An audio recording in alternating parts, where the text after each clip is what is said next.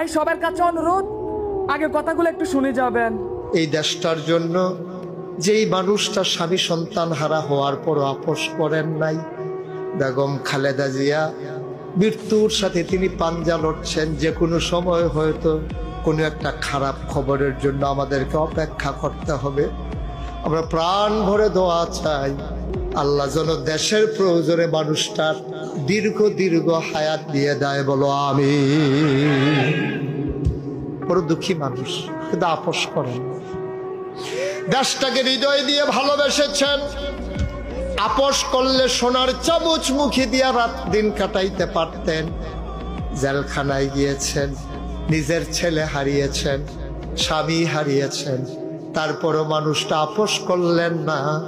এই মানুষটার দেশের প্রয়োজনে তুমি একটু হায়াত দিয়ে দাও, সবাই পড়েন আমিন। আরেকটা দোয়া করি, আর যদি হায়াত না থাকবে, একদিন না একদিন তো যাওয়াই লাগবে। যেদিন যাবেন উনি যেন ঈমান নিয়ে কবরে যেতে পারে, বলেন আমিন। আয় আল্লাহ, দল মত নির্বিশেষে যে মানুষটির জন্য সবাই মিলে চোখের পানি ফেলে কাঁদতেছে, মাওলা আয় আল্লাহ, ঐক্যের প্রতীক, স্বাধীনতা সার্বভৌমত্বের প্রতীক, গণতন্ত্রের আপোষহীন নেত্রী, যে মানুষটা বাতিলের সাথে আপোষ করল না, ইসলামের জন্য যে মানুষটা নিজের জীবনকে নিবেদিত প্রাণ করে দিল, আয় আল্লাহ, বেগম খালেদা জিয়ার দীর্ঘ দীর্ঘ নেক হায়াত দান করে দাও। ওনারে তুমি মাওলা তোমার কুদরতের মাধ্যমে শিফায়ে কামেলা নসিব করে দাও।